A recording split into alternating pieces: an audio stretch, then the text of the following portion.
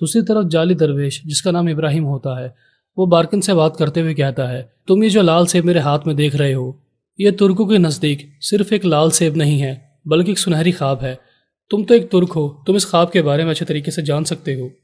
بارکن جواباً کہتا ہے، ہاں میں ایک ترک ضرور ہوں، لیکن میں آپ کو بتانا چاہتا ہوں ایسے خواب کی تعمیل ناممکن ہے۔ دنیا میں کبھی بھی ہمارے خطے پر امن نہیں لایا جا سکتا۔ جب تک ہم انسان زندہ رہیں گے تو ہمارے درمیان اختلافات ہوتے رہیں گے اور ہمیشہ طاقتور انسان کمزور پر قابو پانے کی کوشش کرتا رہے گا۔ تو لہٰذا امن کی بات کرنا صرف ایک مذاق ہے۔ لہٰذا اگر آپ لوگوں پر حکمرانی کرنا چاہتے ہو تو ان کے دلوں میں ڈر بٹھا دو تاکہ وہ آپ کے حکم کے تابع رہیں۔ جعلی درویش یہ سن کر کہتا ہے، مجھے تمہارا یہ نظریہ بہت پسند آتا ہے۔ تم سب سے مختلف انداز میں سوچتے ہو، اسی وجہ سے تم میری سب سے بہترین ساتھی ہو، اور تم مجھے اس وجہ سے بھی پسند ہو کیونکہ تم کسی سنہری خواب کا پیچھا نہیں کرتے، تم حقیقت کو جیتے ہو اور حقیقت پر مبنی باتیں کرتے ہو۔ جو لوگ اپنے فیصلے عقل کے مطابق کرتے ہیں وہ حقیقت کو جان لیتے ہیں، اور جو لوگ خیالی دنیا میں رہتے ہیں وہ ہمیشہ ہی ناکام رہتے ہیں۔ بارکن یہ سن کر کہتا ہے، اگر ہم ایک عظیم سلطنت کی بنیاد رکھنا چاہتے ہیں تو ہمیں بہت زیادہ طاقت کی ضرورت ہے، لہٰذا جب تک ہم یہ اپنا ڈر لوگوں کے دلوں میں پیدا نہیں کریں گے ہم اس طاقت کو حاصل کرنے میں ناکام رہیں گے۔ لہٰذا آپ کا راستہ جو کہ تاریکی کی طرف لے جاتا ہے وہی مجھے پسند آیا ہے۔ اس راستے پر چلتے ہوئے ہمیں بہت سی قربانیاں دینی ہوں گی اور اپنے ہی پیاروں کو قربان بھی کرنا ہوگا اور بہت سے لوگوں کے ساتھ زیادتی کرنی ہوگی، لیکن اس کے علاوہ ہمارے پاس کوئی چارہ نہیں ہے۔ اگر ہمیں اپنے نظریے کو قائم کرنا ہے تو ہمیں اس قسم کی قربانیاں تو دینی ہی ہوں گی۔ لہٰذا جیسے جیسے وقت گزرتا چلا جا رہا ہے تو ہم اپنے مقصد کے قریب ہوتے چلے جا رہے ہیں، اور اب تو کائی قبیلے میں آگ لگنے کا آغاز ہو چکا ہے کیونکہ آپ نے میری کو مروا دیا ہے، اور اب گوندوز بے اور ترگت بے ایک دوسرے کے آمنے سامنے ہوں گے، اور یہ لوگ جو امن کی باتیں کرتے ہیں جلد ہی انہیں اس بات کا اندازہ ہو جائے گا کہ انتقام کی آگ کیا ہوتی ہے۔ لوگ انتقام کی آگ میں اندھے ہو جاتے ہیں اور تمام اصولوں کو اپنی پیٹھ کے پیچھے ڈال کر بیٹھ جاتے ہیں، اور صرف اتنا ہی نہیں بلکہ کوشش بھی اپنی بہن کا بدلہ لینے کے لیے عثمان کے مخالف ہو جائے گا اور گوندوز بے کو مارنے کی کوشش کرے گا۔ یعنی ہر چیز ہماری منصوبہ بندی کے مطابق آگے بڑھتی جا رہی ہے۔ جعلی درویش یہ سن کر کہتا ہے، صرف اتنا ہی نہیں، میرے ہاتھ میں جو یہ سیب ہے یہ تم ترکوں کا سنہری خواب ہے۔ ہم اس سنہری خواب کو توڑ ڈالیں گے تاکہ ترکوں میں آنے والا کوئی بھی انسان اپنی آنے والی نسلوں کو یہ سنہری خواب نہ دکھائے کہ ہم اس زمین پر امن و امان قائم کریں گے، جو کہ بے مقصد اور فضول باتیں ہیں۔ اور پھر وہ جعلی درویش شیخ ادا والی کی طرف اشارہ کرتے ہوئے کہتا ہے، بہت ہی جلد شیخ ادا والی مجھ سے ملاقات کر کے مجھے اپنی جماعت میں شامل کرنے والے ہیں، لہٰذا جیسے ہی میں اس تقریب میں شامل ہو جاؤں گا تو میں اس تقریب کو تباہ برباد کرنے کے لیے ایک منصوبہ بنا چکا ہوں، اور جیسے ہی میں شیخ ادا والی کی جماعت کو تباہ برباد کر دوں گا تو صرف میں اس کی جماعت کو تباہ برباد نہیں کروں گا بلکہ رونے پیٹنے کے لیے وہاں پر موجود بھی ہوں گا تاکہ میں سکون سے ان لوگوں کو مرتا ہوا دیکھ سکوں اور ان کے غم سے لطف اندوز ہو سکوں۔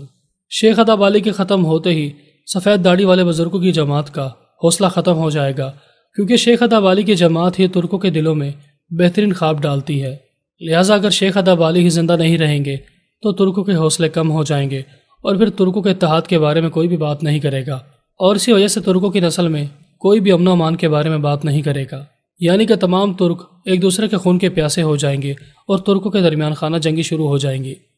دوسری طرف کوسس جو کہ غصے میں آگ بگولا ہو رہا ہوتا ہے وہ عثمان صاحب سے کہتا ہے، یہ سب کچھ گوندوز بے نے کروایا ہے، تمام ثبوت گوندوز بے کی طرف اشارہ کرتے ہیں، لہٰذا آپ گوندوز بے کو ہمارے حوالے کرو تاکہ ہم اپنا انتقام لے سکیں، کیونکہ حال ہی میں نے اپنی بہن اور اس کے بچے کو کھو دیا ہے۔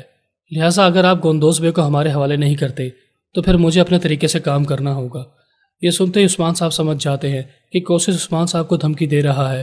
کہ اگر آپ گوندوز بے کو ہمارے حوالے نہیں کرتے تو میرا اور آپ کا آمنا سامنا میدان جنگ میں ہوگا، اور اس جنگ میں ترگت بے بھی میرے ساتھی ہوں گے۔ عثمان صاحب کوسس کی دھمکی سننے کے بعد پریشان ہو جاتے ہیں کہ کوسس کے ساتھ مقابلہ کرنا کوئی بڑی بات نہیں ہے، لیکن ترگت بے جسے عثمان صاحب اپنا بھائی سمجھتے ہیں وہ بھی عثمان صاحب کے خلاف ہو جائے گا، اور یہ مسلمان بھائیوں میں آپس میں لڑائی کی وجہ سے خون بہایا جائے گا۔ عثمان صاحب تھوڑی دیر سوچ وچار کرنے کے بعد کوسس سے کہتے ہیں، میرا بھائی گوندوز بے یہ گھٹیا حرکت نہیں کر سکتا۔ ترگت بے سن کر کہتے ہیں، یہ کیسی عجیب و غریب بات ہے، پہلے تو گوندوز بے نے کائی قبیلے کی خواتین کو جلا وطن کروا دیا تھا اور تو اور میری کو آئین کولا کے حوالے بھی کر دیا تھا،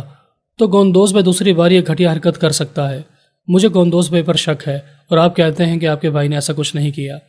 عثمان صاحب ترگت بے سے کہتے ہیں، میں یقین کے ساتھ تو نہیں کہہ سکتا، لیکن میرا دل کہتا ہے کہ میرا بھائی یہ گھٹیا حرکت نہیں کر سکتا۔ ضرور کوئی میرے بھائی کو پھنسانے کی کوشش کر رہا ہے کہ ہم تمام دوستوں کے درمیان اختلافات پیدا ہو جائے اور ہم آپس میں لڑنا شروع ہو جائیں۔ جہاں تک ثبوت کی بات ہے وہ گوندوز بے کی طرف اشارہ کرتے ہیں، لیکن میں فوری طور پر کوئی فیصلہ نہیں سنا سکتا۔ میں چاہتا ہوں کہ اس معاملے کی مزید تحقیقات کی جائے۔ کوشش سے سن کر کہتا ہے، یہ تو کوئی انصاف نہیں ہوگا جب تمام ثبوت گوندوز بے کی طرف اشارہ کرتے ہیں۔ آپ کو انصاف سے کام لینا چاہیے۔ عثمان صاحب یہ سن کر کہتے ہیں،